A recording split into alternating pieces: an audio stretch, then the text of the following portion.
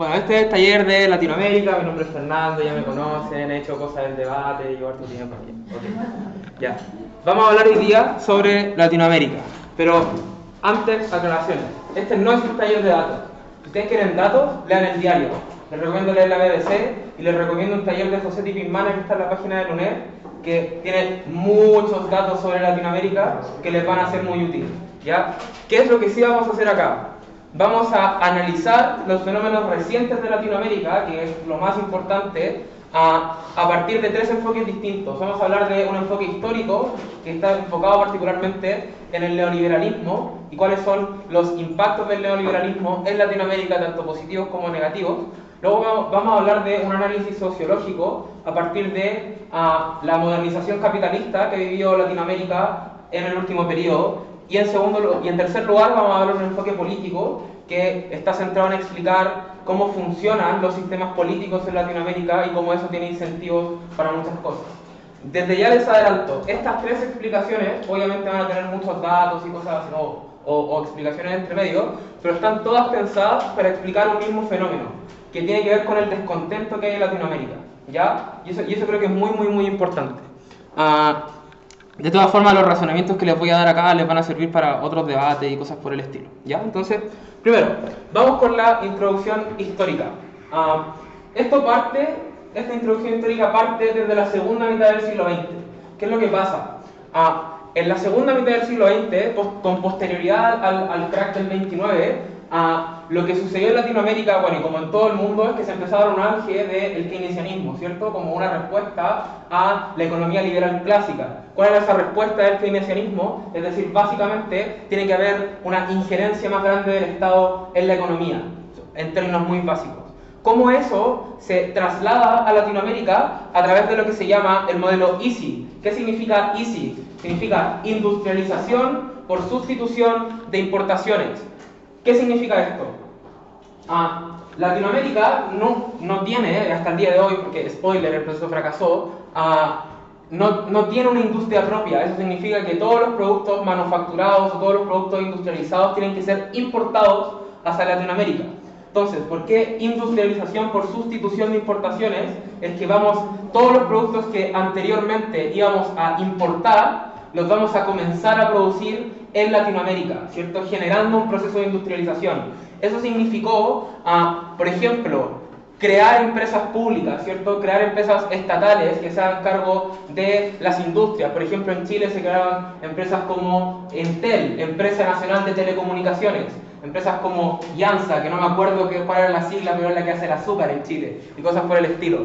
Pero para que esto funcionara, obviamente se tenían que aplicar políticas proteccionistas. Esto significa subir los aranceles a los productos de exportación, subvencionar los productos manufacturados en la industria local, etc.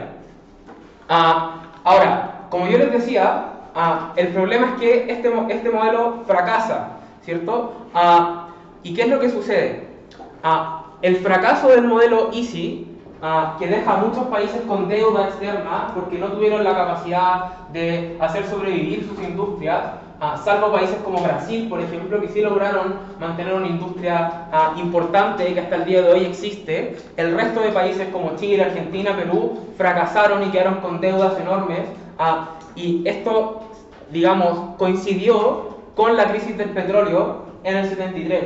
Ustedes saben que esto implicó básicamente la crisis del petróleo a nivel mundial, pero sobre todo a nivel latinoamericano, implicó un declive de las ideas keynesianas. Entonces, ¿qué es lo que sucedió? Esto dio paso a que desde la esfera de influencia de Estados Unidos, es decir, Fondo Monetario Internacional y ese tipo de instituciones, se planteara un paquete de reformas económicas que buscara estabilizar la economía y transformar la estructura económica, no política, eso es económico, ¿ya? ¿Por qué eso es importante? ¿De dónde vienen y cómo nacen este tipo de cuestiones? Siempre se dice, yo no sé si esto será tan así en el resto de los países de Latinoamérica, pero al menos en Chile, siempre se dice que Chile fue el lugar donde se experimentó el neoliberalismo. No sé si ustedes alguna vez escucharon hablar de los Chicago Boys, por ejemplo. No, ok. Los Chicago Boys son... En Chile hay particularmente una universidad que es muy poderosa, que es la Pontificia Universidad Católica de Chile. Esa universidad hizo un convenio con la Universidad de Chicago para enviar personas a estudiar economía en la Escuela de Chicago, que en ese tiempo estaba, digamos, hegemonizada por Milton Friedman, ¿ya? Luego, esas son las personas que implantan el plan económico de la dictadura, que es un plan esencialmente neoliberal. Entonces, ¿cuál es el punto? ¿Por qué se dice que Chile es el lugar donde se experimenta el neoliberalismo? Precisamente porque la forma de implantar este sistema fue a través de la dictadura de Pinochet. Es decir, hoy día, ya con toda el agua que ha transcurrido debajo del puente, y qué es lo que hace usualmente Estados Unidos, es que se han filtrado los documentos de la CIA de esa época. ¿Y qué es lo que demuestran esos documentos? Que Estados Unidos dio apoyo logístico para coordinar el golpe de Estado, ¿ya? ¿Por qué? Porque había ganado Salvador Allende. ¿Cuál era el peligro de Salvador Allende? Salvador Allende era una persona que buscaba llegar al socialismo, él era del Partido Socialista, tenía una base de formación marxista, pero por vías democráticas. Él siempre, hasta último momento, se opuso a hacer un levantamiento, porque había un peligro de golpe latente desde antes del 73, y los sectores más radicales de la izquierda le decían: oiga, presidente, pero tomemos las armas, descabecemos al ejército y pasemos al siguiente paso. Allende dijo no, porque Allende tenía fuertes convicciones democráticas que le costaron la vida, ¿ya?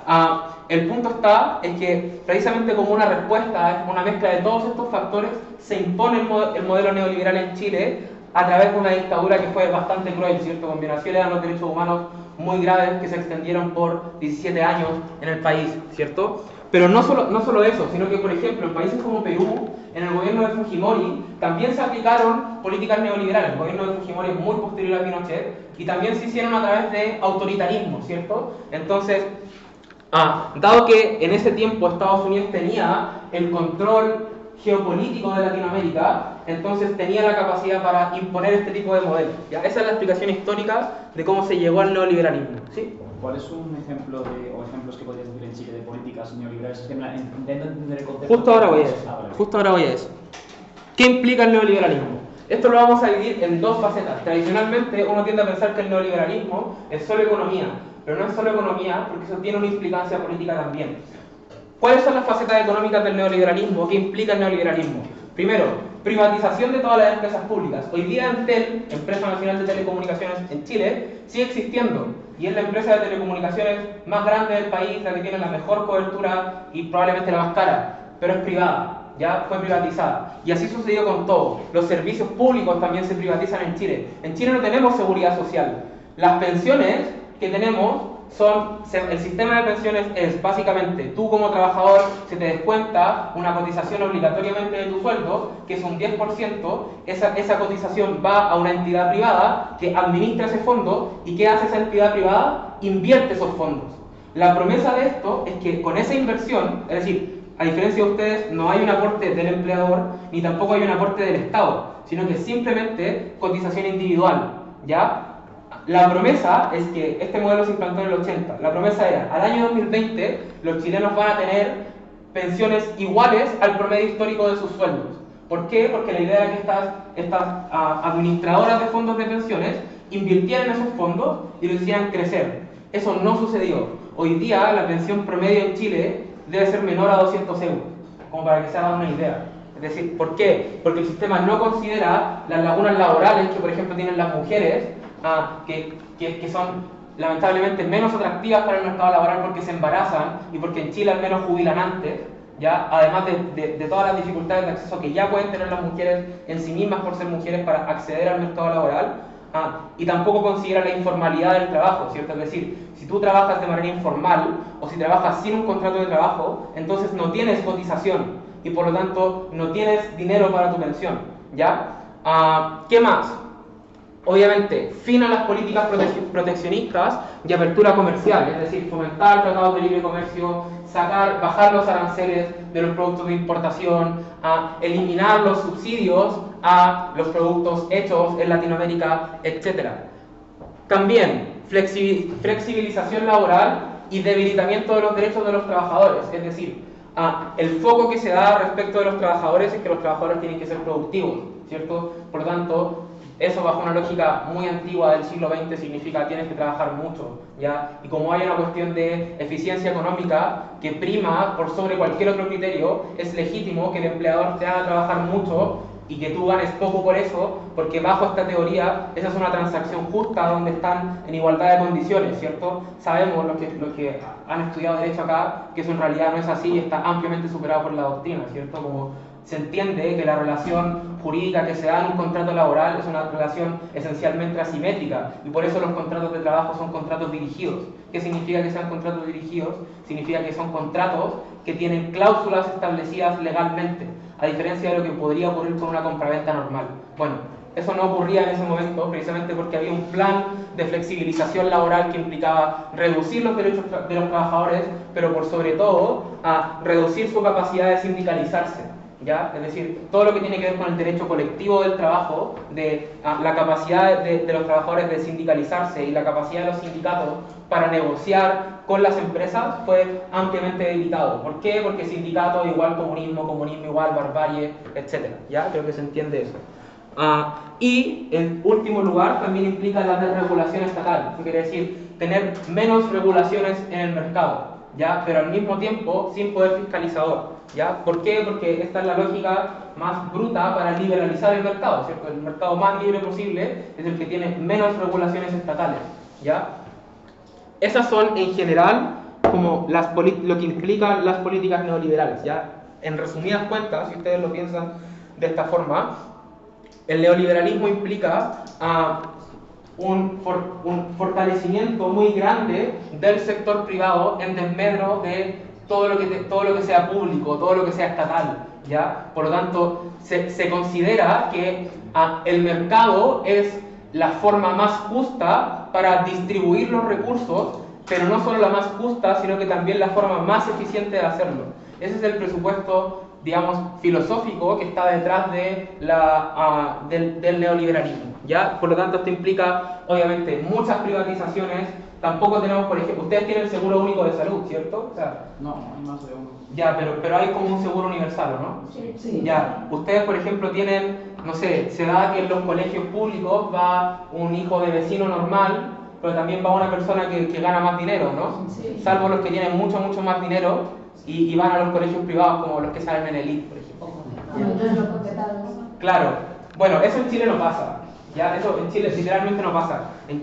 Y en general en Latinoamérica, ya, porque de hecho vamos a ver que lo que sucede con las élites en Latinoamérica es que están territorialmente segregadas. Es decir, las élites viven en ciudades aparte, dentro de la misma ciudad. Ya, o sea, van a los mismos colegios, van a los mismos supermercados, van a los mismos hospitales. No tienen ningún incentivo para salir de sus barrios ricos. Y por lo tanto, esa élite que no conoce la realidad concreta del resto del país porque no se vinculan, o sea, no tienes el hijo del empresario rico yendo al colegio público, porque el colegio público para la gente pobre y que además está profundamente precarizado. Bueno, todo esto tiene que ver con políticas neoliberales, ¿ya? ¿Por qué? Porque se asume que los servicios públicos, la forma más eficiente de proveerlos es a través del sector privado, porque se asume que el Estado es ineficiente para proveer esos servicios. ¿Ya? Y esto generó una política de privatización masiva de las empresas públicas y de los servicios públicos también. Eso respecto de la faceta económica. Ahora, faceta política. El neoliberalismo en términos políticos implica trasladar los criterios económicos, de eficiencia económica, a la política. Yo creo que para ustedes es razonablemente intuitivo que cuando uno hace política no siempre piensa en si algo es eficiente o no, sino que pensamos en generar un beneficio, porque se entiende que la política por definición tiene que transformar la realidad. Y esto no se trata de ser progre, se trata de que de hecho la política no está para administrar, está para hacer cambios cuando son necesarios. Si son de derecha o son de izquierda da lo mismo, pero tiene que tener una capacidad de transformación la política, ¿ya? Si no, la política pierde sentido. ¿Qué es lo que sucede? El neoliberalismo en términos políticos genera una política de baja intensidad, donde los gobiernos, independientemente de quién sea, o del sector político que sean, no tienen poder real de cambio. ¿Ya? ¿Cómo esto se materializa? O sea, esto tiene una consagración jurídica, ¿ya? Que tiene que ver con constituciones extremadamente rígidas. Si yo ahora hablaba con Belén, precisamente del proceso constitucional que estamos viviendo en Chile, y ella me decía, oye, pero es que a mí todas estas cosas que ustedes que no entiendo por qué quieren cambiar la Constitución, si todos los problemas que quieren solucionar son materias de ley, ¿cierto? Y acá como que nadie quiere cambiar la Constitución porque todos estamos como medianamente de acuerdo con la Constitución. ¿Cuál es el problema? Es que las constituciones en Latinoamérica y el constitucionalismo latinoamericano en general es de constituciones no necesariamente rígidas, pero que no son constituciones mínimas, sino que son constituciones que tienen una visión ideológica marcada. En este caso voy a dar dos ejemplos. En el caso chileno, la constitución era rígida primero porque tenía muchas leyes con quórum extremadamente altos para poder cambiarse, o partes de la constitución que necesitaban quórum extremadamente altos para cambiarse. Me refiero a quórum de 2/3 en ambas cámaras del Congreso. ¿Ya? Eso significa que la derecha, incluso siendo un sector minoritario, tiene poder de veto, porque tú necesitas 2/3 y es razonable que la izquierda no va a tener 2/3 en 40 años. Por lo tanto, tú necesariamente tienes que entrar a conversar con la derecha y la derecha tiene poder de veto. Lo que pasaba en Chile es que el Tribunal Constitucional tiene la facultad de controlar preventivamente las leyes. ¿Qué significa esto? Yo sé que no todos acá estudian Derecho, pero esto significa lo siguiente. Hay una ley que pasa por la Cámara de Diputados y se aprueba. Luego pasa por el Senado y se aprueba. Uno dice, ok, esa ley debería entrar en vigor, ¿cierto? Ya, ¿qué es lo que sucede? Antes de la entrada en vigencia de esa ley, hay muchas leyes que tienen que pasar por un control preventivo del Tribunal Constitucional. ¿Qué es lo que se hace en este control preventivo? Antes de que esa ley entre en vigencia, el Tribunal Constitucional determina si esa ley es constitucional o no es constitucional. Si la ley es inconstitucional, esa ley se deroga antes de entrar en vigencia, ¿ya? Porque la lógica de los tribunales constitucionales es actuar como legisladores negativos. ¿Qué quiere decir actuar como legislador negativo? Derogar leyes, no promover leyes, ¿ya? Esto significó que cuando hubieron movilizaciones para cambiar el sistema de salud, o el sistema de pensiones, o el sistema educativo, todos esos cambios eran bloqueados por el Tribunal Constitucional. Incluso si es que estaban los votos en el Congreso, eran bloqueados por el Tribunal Constitucional porque había una constitución rígida. Ya les voy a dar la mano. Segundo ejemplo, Perú. La Constitución de Perú tiene un capítulo económico completamente, un capítulo económico literal, donde dice, entre otras cosas, por ejemplo, que en situaciones de crisis, el Estado de Perú está como obligado a priorizar la baja de la inflación por sobre el desempleo. O sea, tú no puedes priorizar el desempleo ante la inflación, sino que necesariamente tienes que priorizar la inflación. Esa es una constitución extremadamente rígida, porque deja muy poco margen de acción para que los gobiernos puedan hacer cosas. No sé si se entiende entonces por qué hay política de baja intensidad, porque el neoliberalismo tiene una consagración jurídica en las constituciones. Las constituciones, entre otras cosas, lo que hacen es definir la estructura política del Estado y repartir los poderes. ¿Qué facultades tiene cada institución política dentro del Estado? Lo hacen de una forma tal en que la política se mantenga más o menos de esa forma. ¿Ya? Vamos a profundizar un poco más en eso más adelante. ¿Sí? Sí, desconozco cómo es el sistema de elección del Tribunal Constitucional en Chile, pero según cómo se seleccione, ¿no pone esto en riesgo la separación de poderes? Es que está coteado políticamente. Eso quiere decir que el Poder Ejecutivo y el Poder Legislativo proponen, y el Poder Judicial proponen a ciertos candidatos, tienen la posibilidad de nombrar. No recuerdo específicamente cómo funciona el nombramiento. Lo que sí recuerdo es que tiene que ver con, precisamente, cada poder puede designar una cierta cantidad de ministros. El presidente es el que tiene la capacidad, en Chile al menos, estamos hablando de Chile, el presidente al menos es el que tiene la posibilidad de nombrar más ministros, ¿ya? Y eso genera muchas veces que hayan ese tipo de problemas, ¿ya? Porque en el fondo, ya el Tribunal Constitucional, si uno incluso analiza sus sentencias, muchas de ellas no tienen sentido jurídico en términos técnicos, sino que son sentencias políticas, ¿ya? Y por lo tanto todo depende de eso. Por eso la gran crítica que se le hace al Tribunal Constitucional chileno es que es una tercera cámara legislativa, pero una cámara no democrática, porque no fue electa democráticamente, sino que fue elegida a dedo por representantes electos democráticamente, pero eso es una representación muy indirecta, ¿no? ¿Sí? Ya. Ok. Luego, política de baja intensidad, eso significa sin cambios reales. ¿Qué hace la política? Se centra en tres cosas. Gestión, es decir, administrar el Estado, que las cosas funcionen y ya, pero simplemente administrar.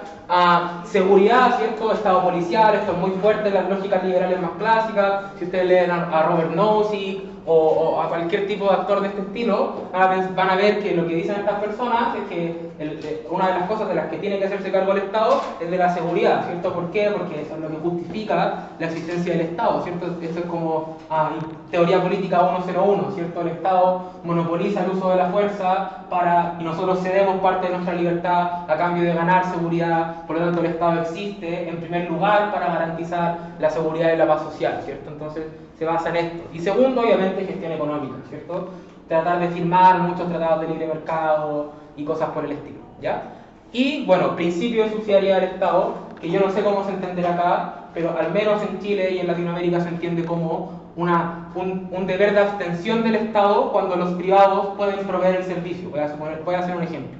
Supongamos que estamos en Segovia y necesitamos un banco. Segovia necesita un banco, ¿ya? Si es que los privados no pueden proveer un banco para Segovia, entonces recién ahí entra el Estado. Pero si es que los privados sí pueden hacerlo, entonces el Estado no se mete. Y si se mete, entra en exactamente las mismas condiciones que entraría cualquier privado. O sea, no entra con ninguna garantía por ser Estado, sino que entra como un privado más, ¿ya? Por lo tanto, por ejemplo en Chile, el Estado tiene empresas públicas, pero estas empresas públicas actúan en el mercado como si fueran otro privado más.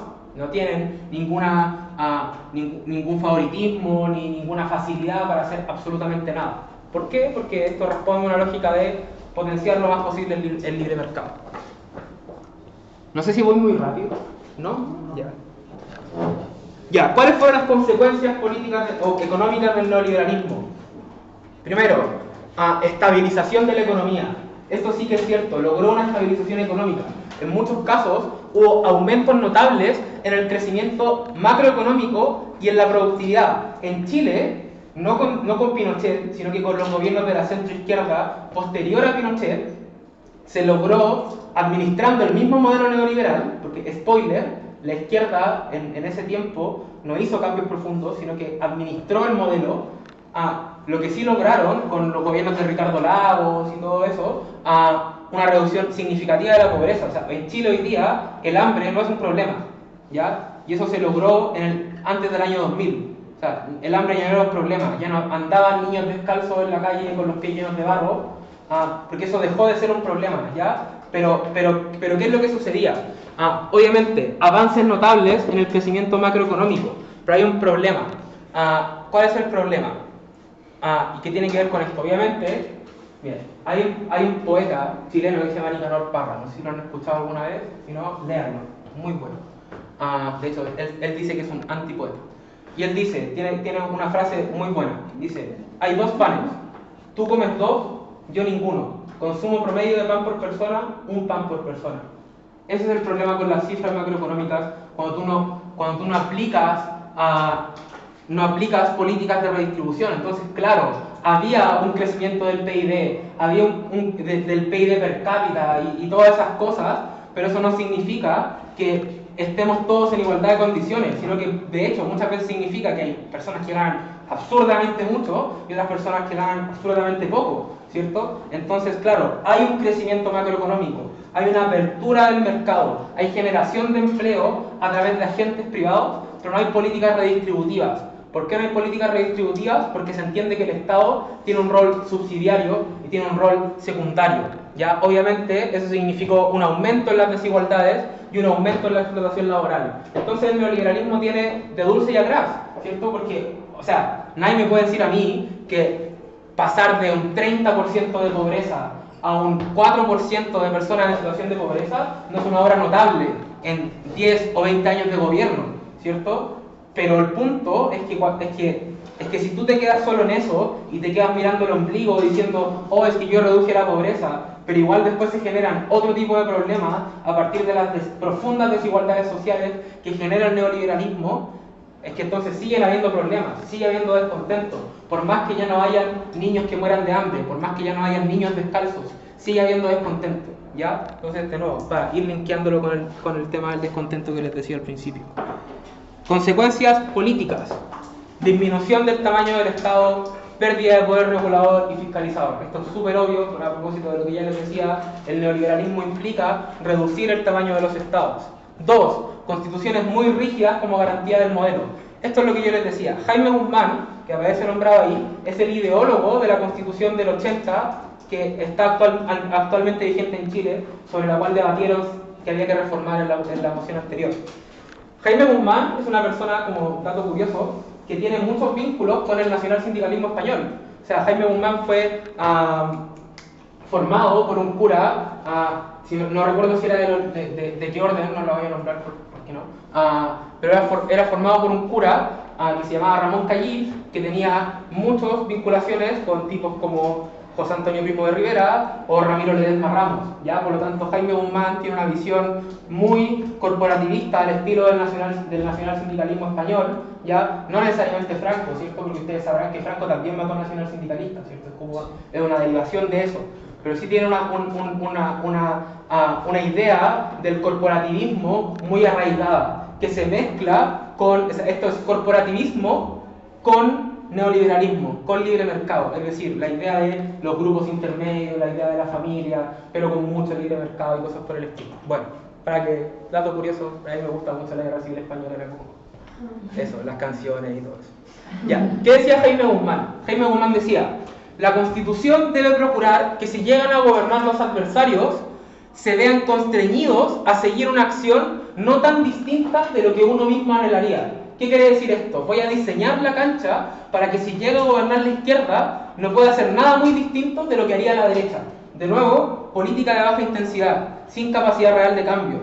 Da un poco lo mismo si estaba a la izquierda o si estaba a la derecha, porque ambos obtenían exactamente el mismo margen de acción. Por eso constituciones rígidas.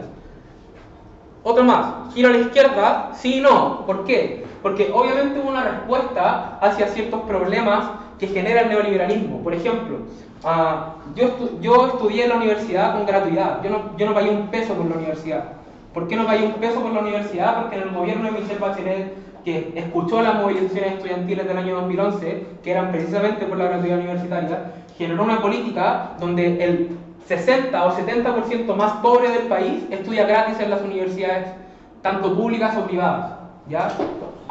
Y por lo tanto hay una respuesta importante a las desigualdades de acceso, porque yo no hubiera podido estudiar en la universidad si es que no hubiera sido con gratuidad, ¿ya? La otra opción hubiera sido endeudarme con el banco, pero a 50 años, o sea, significa estar 50 años endeudado con un banco para poder estudiar, ¿ya? Entonces, claro, eso significa que personas como yo pudiéramos acceder a la educación superior y por lo tanto tener mejores oportunidades en el futuro, pero al mismo tiempo que hacen este tipo de políticas o este tipo de reformas que implican generar acceso, o no sé, por ejemplo también, me gusta mucho Michelle Bachelet ahora, había muchas mujeres que no tenían pensiones porque nunca trabajaron formalmente porque estaban en la casa, ¿cierto? Por lo tanto nunca cotizaron. Ese era el caso de mi abuela, por ejemplo. Mi abuela siempre fue una dueña de casa, nunca trabajó formalmente.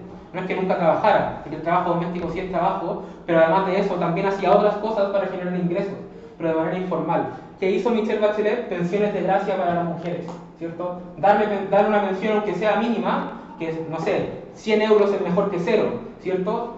Precisamente para ese tipo de personas, para corregir ese tipo de desigualdad. Ahora, ¿cuál es el problema? Todos estos modelos, o sea, nosotros llevamos 40 años con la constitución de la dictadura, y eso es así en muchos países de Latinoamérica. ¿Por qué? Porque hubieron cambios cosméticos que no son menos importantes para salvar ciertos problemas del neoliberalismo, pero tampoco fueron cambios estructurales. Tampoco es que hoy día tengamos seguridad social, tampoco es que hoy día tengamos seguro universal de salud, tampoco es que hoy día los colegios públicos sean los mejores colegios del país. ¿Ya? Hay un puñado de colegios públicos que se les llama colegios emblemáticos en Chile, que son colegios buenos, pero que ni siquiera son mucho mejores que los mejores colegios del país, ¿ya? Entonces, claro, hubo un giro a la izquierda, sí, hubieron cambios importantes, sí, pero no fueron profundos, no fueron cambios estructurales, fueron como humanizar el neoliberalismo, ¿sí? O sea, en Chile particularmente, el hecho de que ciertas empresas también se privatizaran, no sé por qué en España sí que ha pasado, ¿no ha habido un fomento de también el empleo, sobre todo? digamos, a nivel macro también. Sí, obviamente. Obviamente que hay un momento del empleo en términos de calidad del empleo. O sea, han habido momentos en que Chile ha estado en cifras de pleno empleo. O sea, como con 3-4% de desempleo, hasta donde yo entiendo eso ya se entiende como pleno empleo. El punto es cuáles son las condiciones de esos trabajos, cuáles son los sueldos. De nuevo, hoy día el sueldo mínimo en Chile, si tú trabajas 45 horas semanales, son 300 euros. Ya, hoy día, porque hace 10 años eran 150 euros, el mínimo. Sin protecciones como laborales, sin derechos laborales muy fuertes, sin la posibilidad de tener sindicatos fuertes, porque todos esos sindicatos fueron destruidos en la dictadura, no solamente porque hay una ley que está en contra de los sindicatos, sino porque literalmente fueron perseguidos, torturados, asesinados, desaparecidos en la dictadura. Eso significa que, obviamente, hoy día los sindicatos en Chile no existen. O sea, hoy día en Chile el porcentaje de sindicalización es del 11%. O sea, es nada, no hay fuerza, por lo tanto los trabajadores no tienen poder de negociación. ¿Ya? Sí. Has comentado que cuando el Estado entra en la economía lo hace como un privado más. Entonces, el Estado en teoría cuando entra en economía lo hace para asegurar las condiciones de los ciudadanos, pero si actúa como un privado más, ¿no le da los incentivos que tienen de lucro igual que los privados? Es decir, ¿qué impide que el Estado se comporte con los mismos incentivos que un privado, si opera de la misma forma? No, porque o sea, es que sí, no. A lo que me refería con eso es que el Estado, por ser, o sea, la empresa del Estado, de nuevo, el Estado puede tener empresas, ¿ya? En Chile hay empresas del Estado. El punto es que, por ser empresa del Estado, tú no tienes ninguna condición favorable dentro del mercado, a eso me refiero. Sino que entras a competir en las mismas condiciones con el resto de los privados, ¿ya? Entonces, claro, obviamente sí que hay un incentivo de lucro, pero tampoco es tan cierto. O sea, por ejemplo, el Banco del Estado, el banco que existe en Chile, democratizó las cuentas bancarias, ¿cierto? Hasta hace 10 años, si tú no ganabas una cierta cantidad de dinero, no podías tener una cuenta bancaria, una cuenta corriente, y no tenías acceso a una tarjeta de débito.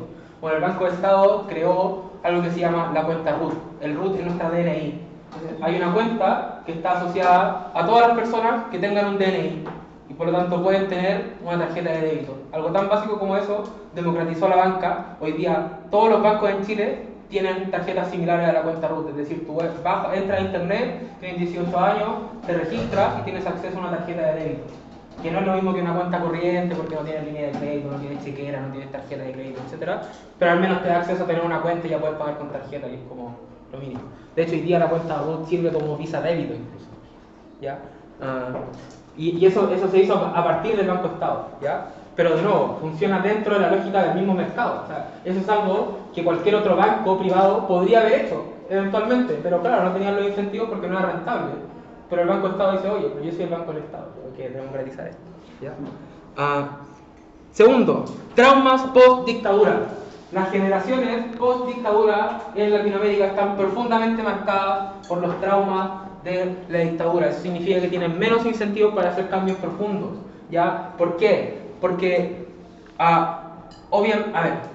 cuando Pinochet salió del poder, ¿ustedes se creerán que Pinochet se fue a su casa a descansar? No, se quedó como senador vitalicio de la República, es decir, senador para el resto de su vida junto con otros generales.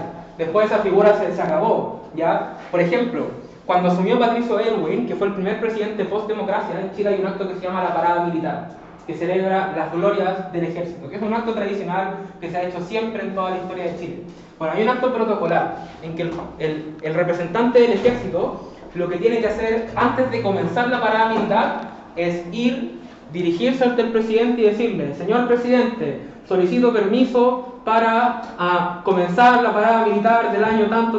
Y el presidente dice: autorizado. Ok, vamos a empezar con la parada militar. ¿Qué pasó con la primera parada militar? Estaba Patricio Aylwin ahí, llegó el representante, lo quedó mirando, hizo así y se dio la media vuelta y empezó la parada militar sin pedirle permiso al presidente.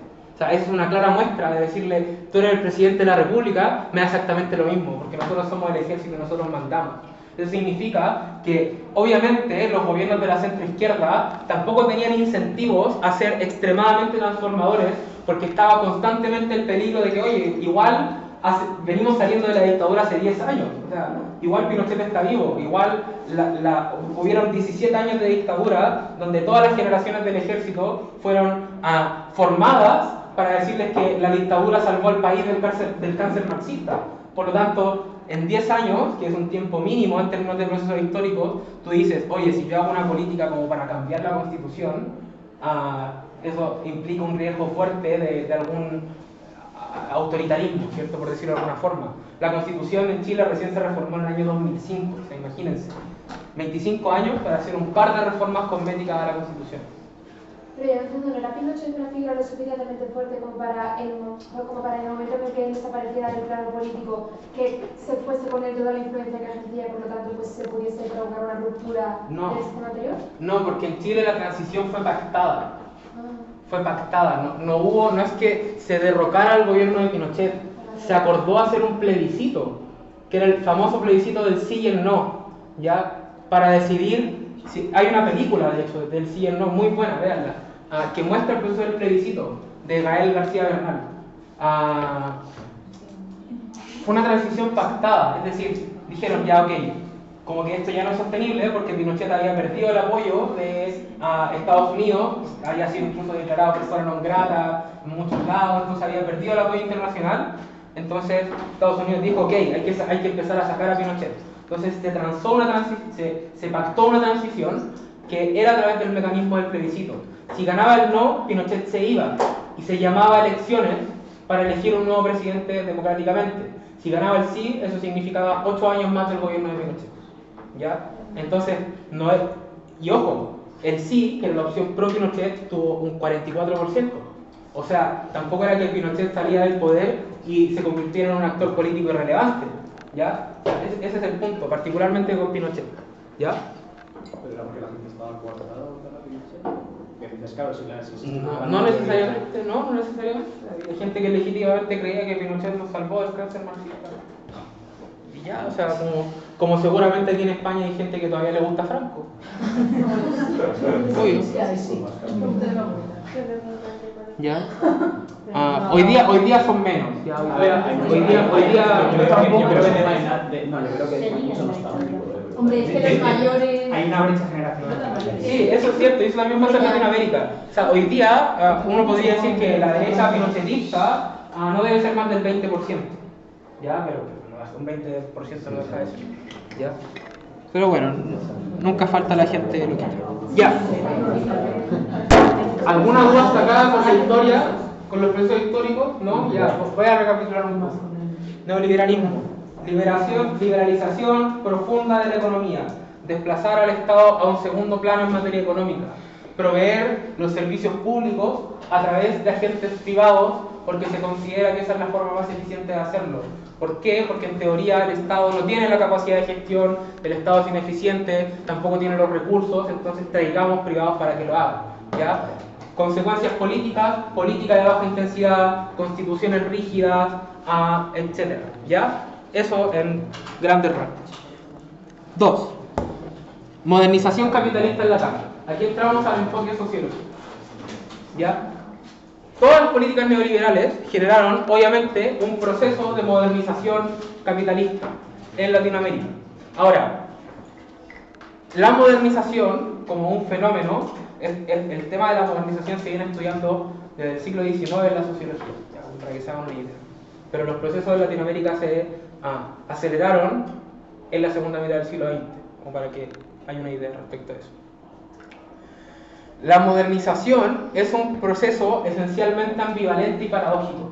¿A qué me refiero con eso?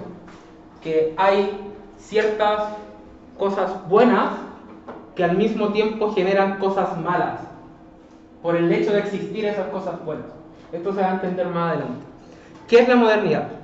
Ferdinand Tönnies es un sociólogo alemán del siglo XIX que define la modernidad como el paso entre la comunidad y la sociedad. Ustedes se preguntarán, esto no dice un culo de qué es la modernidad. Vamos a explicar qué es comunidad y qué es sociedad. La comunidad es un tipo de sociabilidad que implica que las personas que forman parte de un grupo humano están fuertemente cohesionadas porque tienen un mismo sentido del destino, comparten un sentido moral, ¿cierto? tienen, digamos, literalmente una comunidad de destino espiritual. O sea, esto es como lo que sucedía en las sociedades feudales, donde la persona que trabajaba la tierra para el señor feudal no tenía un vínculo de trabajo, donde tú no... O sea, cuando tú tienes un vínculo de trabajas para alguien, tú no comprometes tu subjetividad con esa persona, ¿cierto? Tú vas, cumples tus funciones, esa persona te paga tu sueldo y ya está.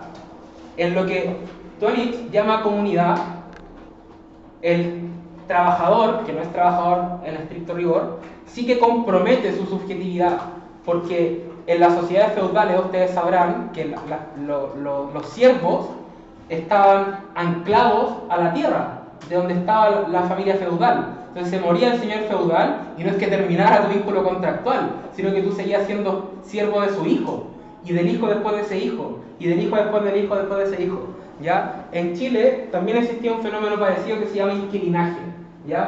En Chile y en Latinoamérica en general. En Chile durante el siglo XX y siglo XIX existía un gran modelo que era la hacienda, ¿ya? Que era como, literalmente, la hacienda era como, no sé, yo soy una persona que es dueño de un pedazo gigante de tierra y tengo campesinos que trabajan para mí y tengo mis empleados, esa gente comprometía su subjetividad con esa persona, ¿ya? O sea, si se moría el jefe de la hacienda, pasaba lo mismo que en la sociedad feudal, tú seguías siendo empleado de su hijo, ¿ya? Por lo tanto, había un cierto valor, como ciertos valores morales compartidos, había un vínculo subjetivo entre las personas, ¿ya? A eso se refiere la comunidad. Entonces, la modernidad es el paso de eso a la sociedad. ¿Qué es la sociedad? La sociedad es una asociación de personas que están unidas simplemente por el contrato, por el intercambio. Eso es lo que pasa hoy día. O sea, yo puedo ir en Londres y comprarme una Coca-Cola sin necesidad de hablar una palabra con el vendedor. ¿Por qué? Porque hay un lenguaje universal que es el dinero. ¿Ya? Yo voy, le doy, ¿cuánto vale una Coca-Cola? 2 euros, 1 euro, 3 euros. Yo voy, le paso el euro, le digo Coca-Cola. Y él me dice, ok, me pasa la Coca-Cola, yo le paso el euro y es como, ya, ok, thank you, listo. No hay comunicación. La sociedad está unida por eso, por el intercambio, ¿ya? Esto puede ser bueno y malo, ¿ya? Porque acá el mercado tiene una importancia capital, por eso pasamos a partir del neoliberalismo a lo que Tonix llama sociedad, ¿ya? Precisamente porque esto implica ampliar el rol del mercado, ¿ya? Y esto significa que los sujetos se individualizan, pasan a tener una conciencia moral propia. Mi conciencia moral es distinta que la tuya, es distinta que la tuya. Incluso la religión, en la comunidad, en la lógica de la comunidad, probablemente la religión es una cuestión hereditaria, ¿cierto? Si yo vengo de una familia musulmana, estoy obligado a ser musulmán porque compartimos un mismo destino. Pero hoy día, incluso la religión es una decisión eminentemente individual. O sea, por ejemplo, mi familia es católica, pero yo ni siquiera estoy bautizado, porque dijeron, nosotros queremos que él decida su religión. Yo decidí, la verdad es que no quiero creer en nada porque me da flojera, ¿ya? Y así es. Entonces, en la sociedad, a partir de esta lógica de que está basada en el intercambio, los sujetos se individualizan, empiezan a tener un espacio que permite su individualidad y su privacidad a partir del intercambio, porque mi subjetividad está más a salvo comparativamente que en la comunidad, porque cuando yo trabajo no comprometo mi subjetividad, yo no le debo lealtad a mi empleador, lo único que le debo a mi empleador es cumplir mis labores que están fijadas en el contrato de trabajo. Yo no le debo lealtad, no tengo que cuidarle a la hija, ni nada por el estilo. Yo cumplo mis funciones, él me paga el sueldo y chao, ¿ya? Eso es lo que posibilita que hoy día podamos tener una conciencia individual que sea única, irrepetible y diferente una respecto de la otra. Ya, esto es una explicación muy abstracta que no tiene necesariamente que ver con Latinoamérica, pero ahora la vamos a linkear. Entonces, ¿había diferentes tipos de comunidades? Las nobles y esclavos, como se dice. Sí. O sea, lo único que quiero graficar con esta explicación es que hay un proceso sociológico a partir de las políticas neoliberales de fortalecer el libre mercado, de hacer que la sociedad se base en el consumo, en la liberalización de la economía, que genera efectos en la sociedad, genera efectos sociológicos. Esos efectos sociológicos es la individualización de las personas, ¿ya? Dejar a salvo sus espacios de subjetividad, ¿ya? Ahora, este proceso de modernización en el que pasamos a la modernidad, yo les decía que era esencialmente ambivalente y paradójico. La principal ambivalencia de la modernidad es la paradoja del consumo y la abundancia. ¿Qué significa esto? Significa que conforme aumenta el bienestar económico, al mismo tiempo y con una correlación directa, aumenta la insatisfacción. Por eso es paradójico, ¿no? Porque uno dice, oye, si aumenta el bienestar, yo voy a estar satisfecho, ¿no? Es como lo obvio. Pero no, aumenta el bienestar y aumenta la insatisfacción. Esto se entiende con un ejemplo. En Chile, nunca antes había habido una generación tan alfabetizada como la nuestra. O sea, hoy día en Chile no hay analfabetismo prácticamente. O sea, debe haber 1% de analfabetismo. Porque hoy día, o sea, por ejemplo, mi mamá con suerte terminó la educación secundaria. Muchas hermanas de mi mamá solo llegaron hasta la primaria. ¿Ya? Hoy día, todos mis primos tenemos primaria, secundaria y estamos en la universidad. Eso significa que tuvimos mayor acceso a la escolarización. Esto significa que hoy día, o sea, la generación que actualmente vive en Chile es la generación más culta, más escolarizada y más formada, con más nivel educativo que ha existido en toda la historia de Chile. ¿Ya? Ese es el punto. O sea, el 70% de las personas que están en edad de recibir formación universitaria, de hecho reciben formación universitaria. Eso significa que hay una universalización de la universidad. O sea, claro, porque hoy día entran pelagatos como yo que pueden estudiar gratis. O sea, eso significa que más gente va a poder entrar a la universidad. ¿Ya? Pero al mismo tiempo, nunca había existido un sentimiento de descontento tan alto respecto de las políticas educativas. No sé si ustedes escucharon hablar alguna vez de Camila Vallejo o de Gabriel Boric. Sí, lo escucharon ahora. Bueno, en 2011 hubo un movimiento estudiantil muy fuerte que tuvo a los colegios secundarios. Yo estaba en la secundaria en esa época y mi colegio estuvo 7 meses en toma. Yo viví 7 meses en el colegio porque nos tomamos el colegio como modo de protesta. La universidad estuvieron 7 meses en paro.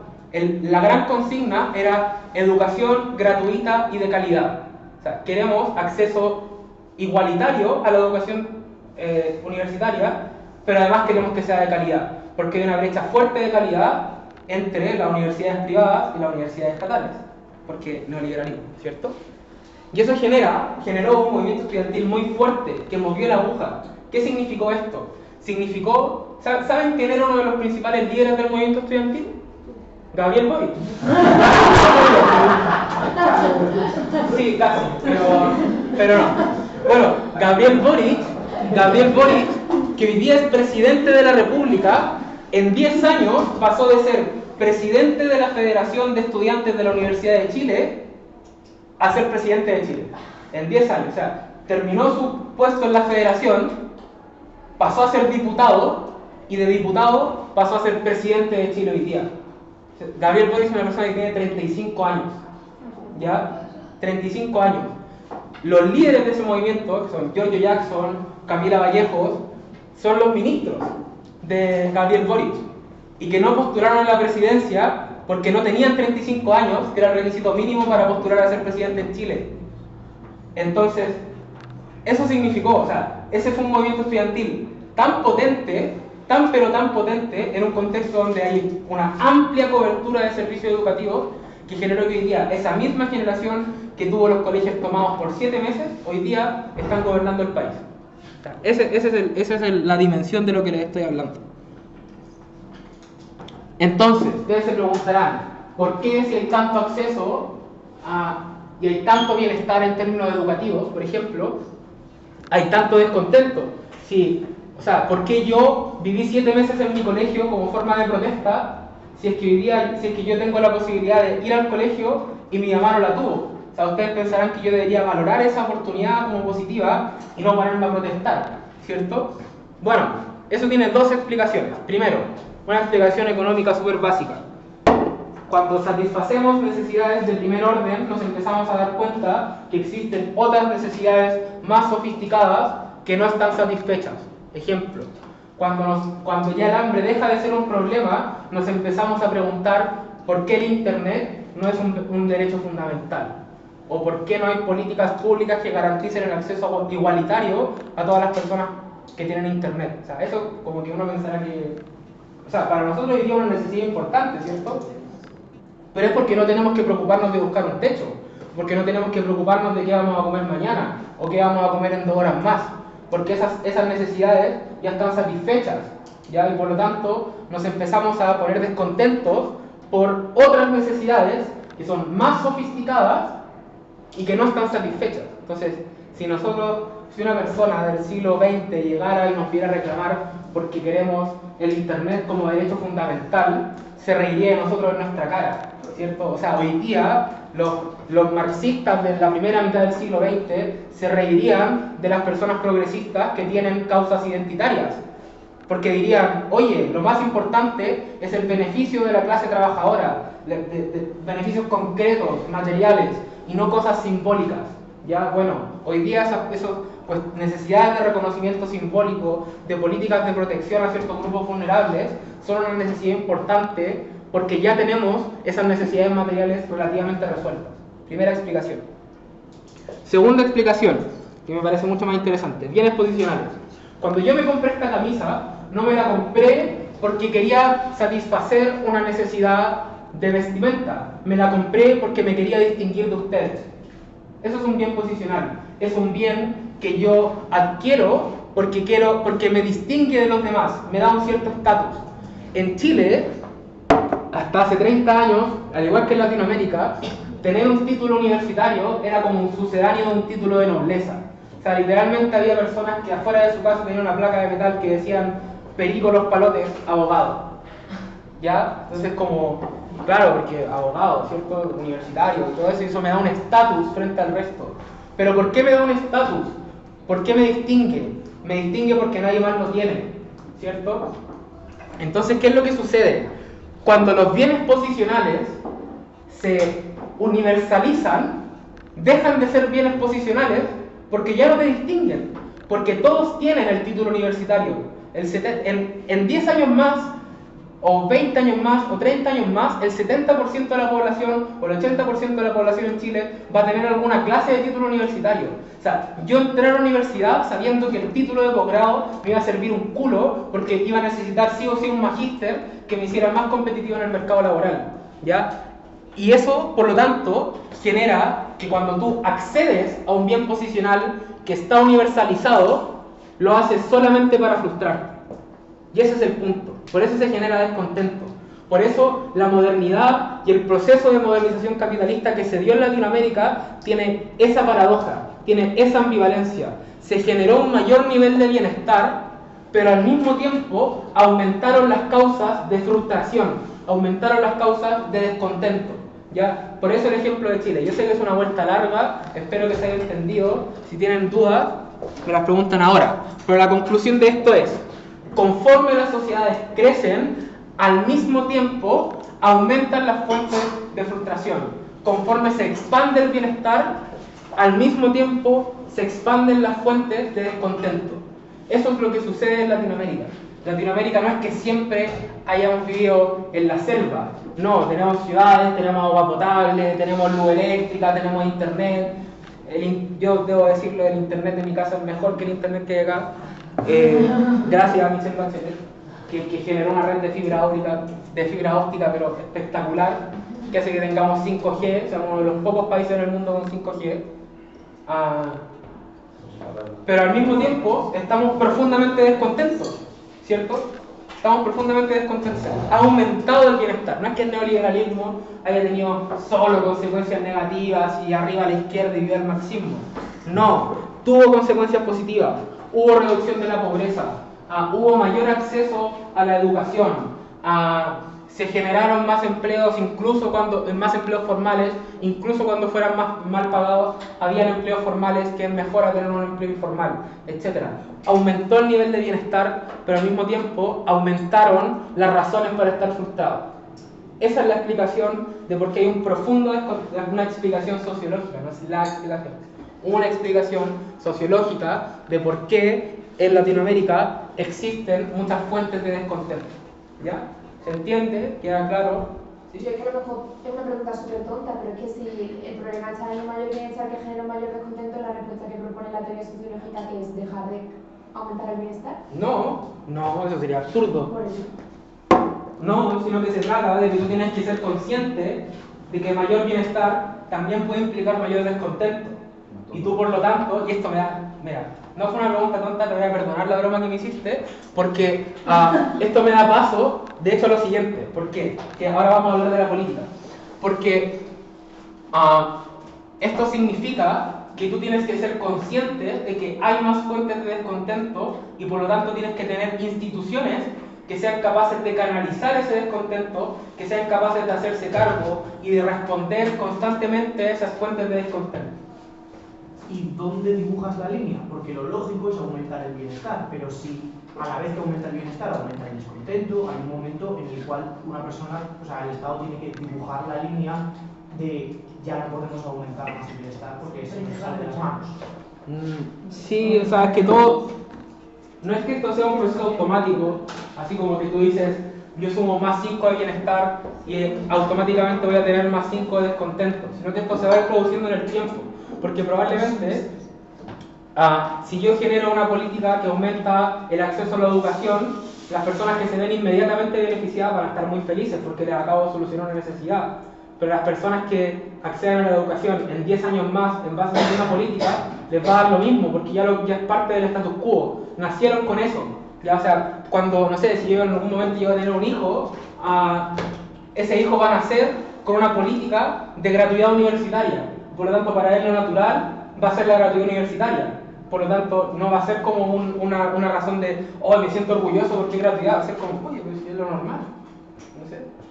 Que yo entiendo que el descontento tampoco podría ser, o sea, tampoco tiene por qué ser intrínsecamente malo, ¿no? Porque al final las personas pueden ser más conscientes de los derechos que pueden llegar a tener y es un incentivo para que las instituciones luchen más por lo que te está pidiendo el pueblo, ¿no? Entonces, al final, creo que no es incompatible una cosa con otra. Sí, y al final el punto es el siguiente. En todas las sociedades va a haber descontento. Yo imagino que aquí en España también hay descontento social. El punto es cuidar que ese descontento no se nos desborde, que fue precisamente lo que ocurrió en 2019 en Chile.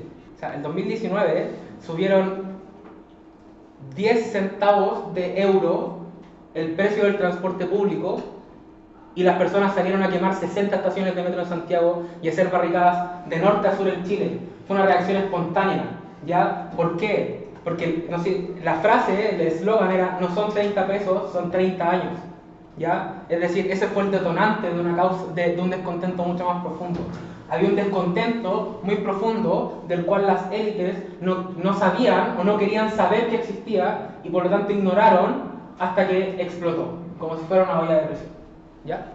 Entonces vamos a pasar de hecho a las instituciones políticas y su incapacidad para canalizar el conflicto social. Como ya les decía, a partir del año 2011 en la TAM existieron un montón hasta ahora de movimientos sociales. En Ecuador, el 2019, las protestas en contra de las medidas de autoridad de Lenín Moreno, ¿cierto? Que subió el precio de los combustibles, básicamente. En Bolivia, el mismo 2019, por la elección de Evo Morales, ¿cierto? Evo Morales hizo una reforma súper trucha para reelegirse ad eternum como presidente, y eso significó mucho descontento, significó protesta y significó que Evo Morales tuviera que salir del país, ¿ya? Y en Chile, obviamente, las protestas del 2019 por el alza del precio del transporte público, ¿ya? ¿Cuál es el punto? Esa es la parte de datos, ¿ya? El punto es que todo esto son simples detonantes. Es la gota que rebalsaba un vaso y ya estaba lleno.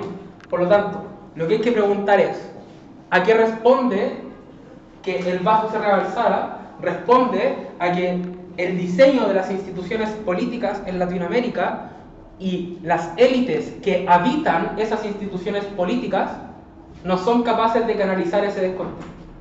¿Ya? Vamos a explicar inmediatamente por qué. ¿No consideras que parte del el fallo de ciertos movimientos sociales en Latinoamérica en estos últimos años que cuando han llegado hayan fracasado, no tiene también que ver con el nivel, no digo de formación, sino el nivel de expertise en cuanto a manejar un sitio de los propios gobernantes? Claro, es que si por ejemplo tú lees cualquier manual de ciencia política, te vas a dar cuenta que los movimientos sociales, para lo que son buenos, es para identificar problemáticas. pero los movimientos sociales no tienen por qué ser movimientos ilustrados que tengan capacidad de hacerse cargo de la administración del Estado necesariamente.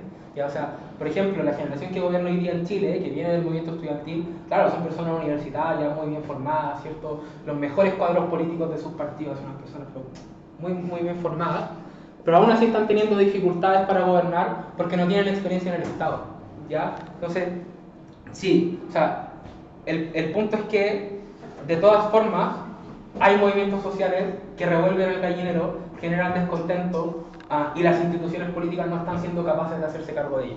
O sea, ahora voy a explicar por qué. Primero, limitaciones democráticas a partir de los traumas de la dictadura, ya se los dije, no lo voy a repetir porque me quedan 20 minutos. Segundo, desigualdad territorial de las élites. Como les decía, las élites viven en ciudades aparte, estudian en colegios aparte, van a supermercados aparte, ¿ya? Y por lo tanto, no se relacionan con el resto de las personas. En Chile se les conoce como las 3 comunas, o aquí serían los 3 municipios. Ya. Voy a hacer una explicación muy rápida de esto. Cuando se generó el proceso constituyente en Chile, se hizo un plebiscito de entrada. ¿Qué preguntaba ese plebiscito? Si tú querías o no querías cambiar la Constitución. ¿Saben cuál fue el resultado de ese plebiscito? 80% a favor de cambiar la Constitución. 80%. 20% en contra de cambiar la Constitución. 20% a favor de mantener la Constitución de Pinochet. ¿Dónde se concentraba ese 20%? En las 3 comunas más ricas de Santiago, que es la capital de Chile. Una pregunta, ¿cuál era el nivel de participación? Con voto voluntario como 60%. ¿Ya? O sea, solo la elección de Gabriel Boric tuvo más participación que el plebiscito constitucional. O sea, hasta antes de la elección de Gabriel Boric, el plebiscito constitucional fue la elección donde más personas fueron a votar. 80% dijo que sí al cambio constitucional y dijo que sí a la convención constitucional, que se preguntaban esas dos cosas. Entonces, esto grafica que las élites políticas que gobiernan y que son ricas, básicamente, o que están en ese sector, están profundamente desarraigadas de la realidad concreta, porque los hijos de esas élites no van al mismo colegio que el hijo del jardinero o que el hijo del profesor, sino que van a colegios donde solo va el hijo del empresario, solo se conocen entre ellos. Luego van a universidades donde solo están ellos, ¿ya? Donde solo, es como, aquí les dicen pijos, ¿ya? Como que los pijos se juntan entre los pijos y nadie más, ¿cierto? El punto es que cuando esas élites gobiernan y no tienen incentivos para conocer cómo son los barrios de las personas pobres o incluso de clase media, o cómo son los colegios de las personas pobres o de clase media, ellos tienden a pensar, oye, pero si está todo en paz, está todo bien, no hay nada que hacer, si reducimos la pobreza, hay libre mercado, estamos en cifras de pleno empleo, está todo bien, ¿cierto? Porque no usan el transporte público, no van al colegio público, no van al hospital público, ¿ya? Se transportan en auto, van al colegio privado, van a la universidad privada, van a la clínica privada, ¿ya? Entonces esto genera un desajuste en sus discursos, una visión abstracta, es decir, tienen un discurso muy desvinculado de la realidad concreta del país, lo que les impide comprender la realidad. Esto es una cuestión casi como epistemológica, o no, había otro término, hermenéutico, ¿cierto? Es un problema hermenéutico de comprensión de la sociedad. No tienen las herramientas para comprenderla porque no la viven. Ellos viven en una sociedad aparte. O sea, literalmente, las 3 comunas, los 3 municipios del rechazo ya a la nueva constitución tienen el PIB de Dinamarca. Y las otras comunas pobres de Santiago, o el conjunto de comunas pobres, tienen el PIB del Congo. Y están en la misma ciudad. ¿Ya? O sea, es eso. Es como que la gente del norte de Madrid viva con el PIB de Dinamarca y la gente del sur de Madrid viva con el PIB del Congo. Ese es el nivel de desigualdad. ¿Sí? Yo tengo un problema cada vez que hablo de Latinoamérica, y es que, o sea, yo entiendo que al final, obviamente, pues lo que tú dices, Chile 80%, por ejemplo, salió a favor de cambiar la Constitución, 20% no. Cada vez que hablas de una sociedad, la sociedad se detiene. Es decir, sigues teniendo que tener en consideración que una quinta parte de la sociedad se beneficia por esto. Y el problema es que cuando termino debatiendo Latinoamérica, especialmente con gente latinoamericana, esa quinta parte directamente no existe. No se tiene en consideración, pero ni siquiera en el tanto por ciento que se tendría que tener. Eso solo se tiene en cuenta el 80%. Hablo de ese tema, pero hablo de ese tema como hablo, por ejemplo, cuando me acuerdo con los brasileños con el tema también de la población en la costa, población en el interior, que es mucho más. Vive mucha menos gente. Directamente no proponía ninguna medida para esa gente. Como es tan pequeña parte, no me interesa. Es que, ya, dos cosas. Primero, esa gente está como que extremadamente bien, o sea, creo que la situación comparativa de vivir en Dinamarca y vivir en el Congo es bastante ilustrativa. Dos, sí que puede haber un cierto sentimiento de revanchismo, porque ese 20%, que ni siquiera es que el 20% que votó rechazo sea rico, o sea, en realidad esas personas que son ricos son 5%. ¿Ya? El problema es que ese porcentaje tan ínfimo de la población tiene poder de veto respecto de todo el resto de la población. Claro, pero a mí luego como que me choca mucho porque luego de lo que, por ejemplo, no sé hacia el resto, pero una de las cosas que más me abierto el debate latinoamericano es hablar de las minorías. Esto es una minoría rica, pero una minoría. Es decir, Claro. tanto importan unas minorías pobres, tampoco unas minorías ricas. Ya, lo que pasa, ya, esto es una explicación importante. Pedro Lemebel, un autor chileno muy bueno, si es que les gustan las novelas, y él escribía, él era abiertamente homosexual en los años 80, militante del Partido Comunista, entonces era discriminado por lado y lado, porque en esa época los comunistas odiaban a los homosexuales. Él decía lo siguiente: cuando tú hablas de minoría, no hablas de una minoría en términos numéricos, hablas de minoría en términos de poder, ¿ya? Y ese es el punto.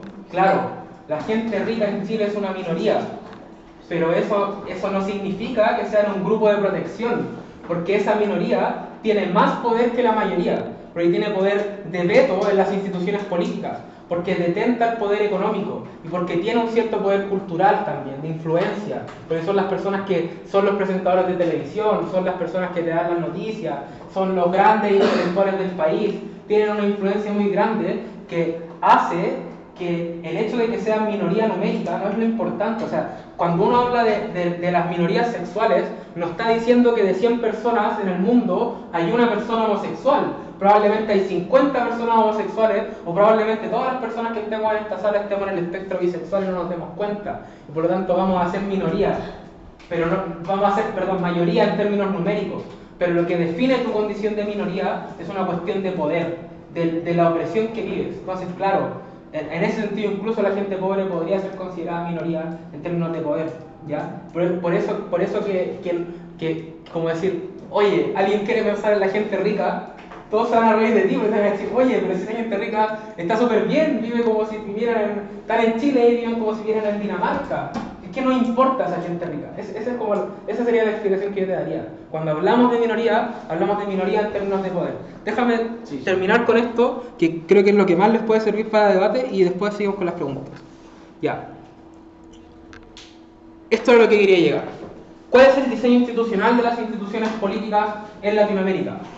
Son fundamentalmente sistemas presidencialistas.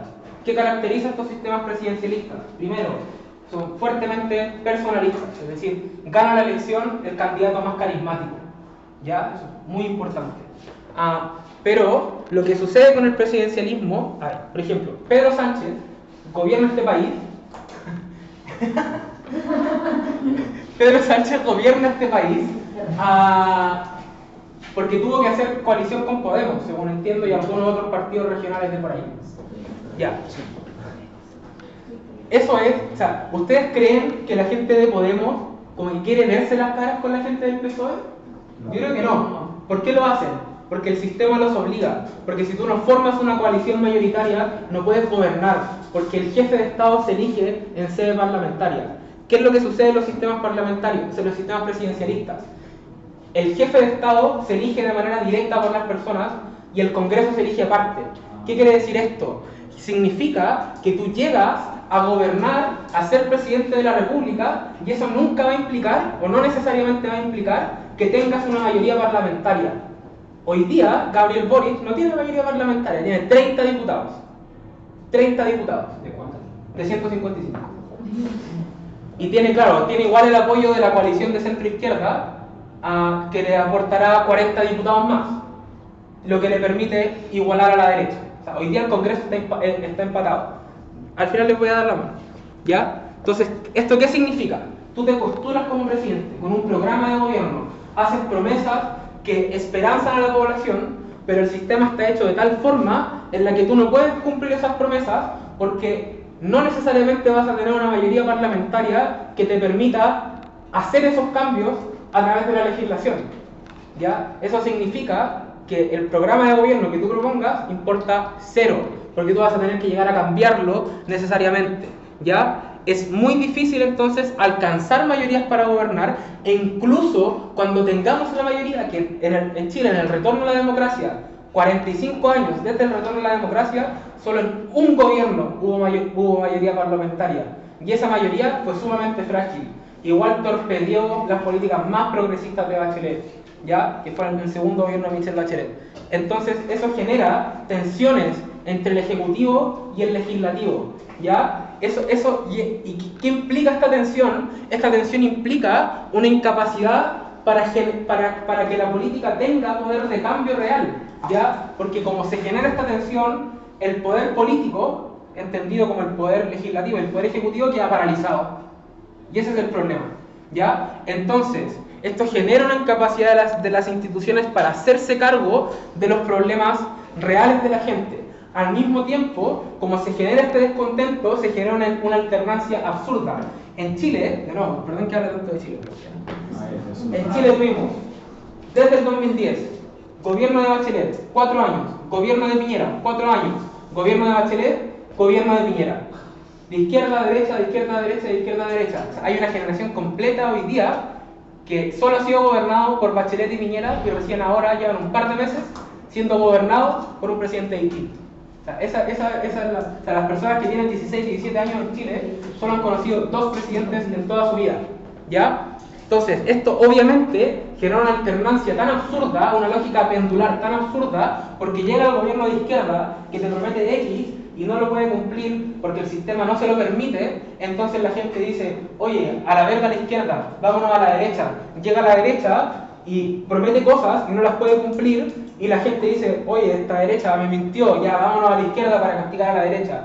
Y así sucesivamente, y esto genera un círculo vicioso en el que es muy difícil lograr cambios. Por eso digo que las instituciones políticas tienen un diseño institucional que impide que se hagan cargo de canalizar el conflicto social. Es decir, todo ese descontento que se generaba y del que hablábamos a partir de la teoría de la modernización y que se genera a partir del aumento de bienestar, es difícil de canalizar en Latinoamérica porque existe mucha dispersión. Y de hecho hay 2 extremos. En Chile hay muchos partidos, pero históricamente se agrupaban en 2 coaliciones, grandes coaliciones, agrupaciones de partidos que generaban como una lógica de bipartidismo muy parecida a la de Estados Unidos, ¿ya? Porque claro, había muchos partidos, pero esos partidos se agrupaban en 2 coaliciones, entonces habían 2 fuerzas políticas, y eso generaba que no había un Congreso fragmentado, sino que eventualmente igual podían llegar a ciertos acuerdos. El problema es que una de esas coaliciones, la derecha, tenía poder de veto. Entonces, ese es un extremo, que igual se generan tensiones legislativas, porque igual no tenemos mayoría. Pero hay otro, y ese es como el extremo entre comillas más bueno, porque es estable, ¿cierto? Ya. Que es como, todo el mundo dice, oh, Chile, qué lindo, un país súper estable. Las pelotas. Pero el otro extremo es Perú. Perú tiene un nivel de fragmentación política pero asqueroso. O sea, hay 500 millones de partidos. O sea, si ustedes ven las últimas elecciones presidenciales de Perú, las de Castillo, las de Castillo con Keiko Fujimori, o sea, habrán habido 15 candidatos, 20 candidatos. ¿Cómo funciona esto? En Chile tú haces, o sea, en Latinoamérica, haces una primera elección, una primera vuelta, y las 2 primeras mayorías pasan a segunda vuelta. Entonces después tú tienes que votar de nuevo por una de esas 2 mayorías, ¿cierto? Que fueron las 2 primeras dentro de todas. Bueno, Pedro Castillo y Keiko Fujimori, 2 polos. Pedro Castillo muy a la izquierda, muy a la izquierda, así como izquierda tradicional, incluso anti-homosexual y todo ese tema. Y Keiko Fujimori como hija de Fujimori, conservadurismo, todo lo que ustedes se puedan imaginar malo de la derecha. Bueno, entre ellos 2 no sumaron más del 30% del total de los votos. Eso significa que realmente hay una dispersión tan grande que no tienen mayoría. Por lo tanto, claro, gana Pedro Castillo, pero ¿cuántos diputados debe tener Pedro Castillo? ¿10 diputados? ¿20 diputados? Son nada dentro del Congreso de Perú. Hay un nivel de fragmentación política porque hay tantos grupos metidos que hacen ingobernable al país. Y eso es lo que posibilita que haya mociones de censura cada rato en Perú. O sea, no sé si han visto eso, ¿no? Que Perú ha tenido como 2 o 3 presidentes antes de Pedro Castillo. ¿Ya? O sea, y eso es porque obviamente está fragmentado, son personas que llegan a puestos de poder y tienen incentivos personales porque es una buena forma de encontrar trabajo, de encontrar un trabajo estable, de darle trabajo a mi familia porque puedo pagar asesorías, ¿cierto? Entonces tengo un interés personal, tengo incentivos a ser más populista, entonces pasan estas cosas. Y esto es lo que impide que en Latinoamérica podamos como progresar de manera más fácil, ¿ya? Porque es muy difícil lograr avances concretos, es muy difícil, ¿ya? Y ese es el problema en el diseño de las instituciones políticas que impiden que puedan canalizar los conflictos sociales, ¿ya? Salvo que pase, lo que pasó en Chile, o sea, se estaba quemando el país de norte a sur y de este a oeste, y eso significó que tuvo que haber una parte de la derecha liberal que agarrara así como a regañadientes a la derecha más conservadora y le dijera, oye, vamos a buscar a la izquierda, lleguemos a un acuerdo político como para poder calmar esta situación, porque si no nos van a colgar en la plaza pública. Y así nació el acuerdo para la nueva constitución, ¿ya? Pero fue una situación extrema, donde ya habían voces desde hace muchos años que decían, oye, hay que cambiar la constitución, hay que hacer estos cambios, porque si no, esto se va a ir al carajo. Bueno, se tuvo que ir al carajo para que puedan llegar a un acuerdo. Si es que no se dan ese tipo de situaciones extremas, el sistema no genera ningún incentivo para que los actores políticos lleguen a acuerdos. Que esa es la gran diferencia con los sistemas parlamentarios. Tú puedes, en un sistema parlamentario como los que existen en Europa, tú puedes impulsar un programa político y tienes muchas más posibilidades de cumplirlo, porque si llegas al gobierno, significa que tienes una mayoría parlamentaria que te asegura el cumplimiento de al menos una parte de ese programa político, ¿cierto? Eso no ocurre en Latinoamérica. Y eso es lo que impide, lo que hace que sea tan difícil hacer cambios. Porque es muy fácil pararse y decir, no, es que esos cambios son comunismo, esos cambios son chavismo y nos van a convertir en Venezuela y todo ese tipo de cosas, ¿ya? Ese es el problema del diseño institucional. Esto obviamente genera un montón de descontento porque las personas ven que las instituciones políticas no tienen capacidad de agencia real y esto tiene 500 impactos, o sea, alternancia, a gente que deja de participar porque le da lo mismo a la política, porque con razón piensa que la política no va a hacer ningún cambio, ¿ya? Y así, y obviamente descontento porque dicen, los políticos como que hacen lo que quieren y les da lo mismo a la gente. Bueno, incluso si es que no te da lo mismo a la gente, hay un sistema que te impide hacerte cargo estructuralmente de esos problemas. Ya, eso era todo. Preguntas. No estoy tan seguro que el sistema parlamentarista también llegue a eso. Es decir, consiga más fácilmente cambios, porque yo creo que es un problema que ocurre siempre con el sistema parlamentarista. Tú haces una cosa. Esa cosa normalmente grande que quieras hacer tiene unos efectos negativos. A esos efectos negativos se ven y la próxima vez viene otro partido que quita lo que tú has hecho para quitar estos efectos negativos y así estamos toda la vida parcheando. Si yo no digo que el sistema parlamentarista sea perfecto, debate, digo que es comparativamente mejor al presidencialismo, ¿ya? Porque genera incentivos institucionales. O sea, si tú quieres gobernar, tienes que necesariamente tener una mayoría legislativa. En Chile, si tú quieres gobernar, no. O sea, tú puedes no tenerla. Y ahí verás qué pasa, ¿ya? Ese es el problema. ¿Y a quién más tiene la pregunta? Ahí y allá. Vale, nada, simplemente preguntarte, o sea, has puesto el caso de Chile, que no entiendo perfectamente la razón de por qué. ¿Este sistema presidencialista ocurre en toda Latinoamérica? Sí, obviamente con matices y cosas así, pero en general, a grosso modo, el diseño es el mismo. O sea, presidentes distintos del legislativo, o sea, el jefe de Estado no es un parlamentario, los ministros del gabinete son designados a dedo por el presidente, no son parlamentarios, ¿ya? O sea, eso funciona así con distintos matices. O sea, como está el ejemplo de Chile de muchos partidos, pero agrupados en dos coaliciones que generan una lógica bipartidista que le da mayor estabilidad al sistema. Ese es un extremo. Y está el otro extremo de Perú, de 500.000 partidos que no están agrupados en nada y por lo tanto tienen un montón de fragmentación. El resto de Latinoamérica está en un punto medio entre esas dos cosas. Sí, tradicionalmente entonces, a ver, pregunto el caso de Chile porque, como sabes, Marcos, es si realmente, o sea, a mí me interesa, por ejemplo, saber el tema del rol de los medios de comunicación en Chile, porque si, por ejemplo, hasta ahora tradicionalmente el neoliberalismo ha permitido que las empresas del Estado compitan, digamos, con las otras empresas de medios de comunicación, digamos, ¿no existe algún poder del Estado sobre los medios de comunicación o no? No, o sea, hay un canal de televisión del Estado. Partiendo por ahí. Vale. O sea, que no es como aquí en España, que por ejemplo el gobierno sí que tiene la potestad de cambiar al presidente de televisión española de forma deliberada y que nadie... Pero al presidente de cualquier cadena de televisión. No, solamente de la nacional. Bueno, pero... ya. Sí, pero... Sí, en Chile igual, o sea, en Chile existe un canal de televisión que se llama TVN, Televisión Nacional de Chile, ¿ya? Y el presidente del directorio de TVN es elegido por el presidente de la República, ¿ya?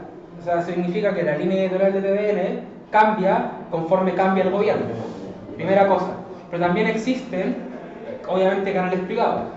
El canal más visto hasta hace mucho tiempo era Canal 13, que era el canal de la Católica, de la Universidad Católica. Por lo tanto, tenía una línea marcada editorial donde, por ejemplo, Canal 13 es el canal donde dan Los Simpsons, y todos los capítulos donde Los Simpsons hablaban de religión eran censurados.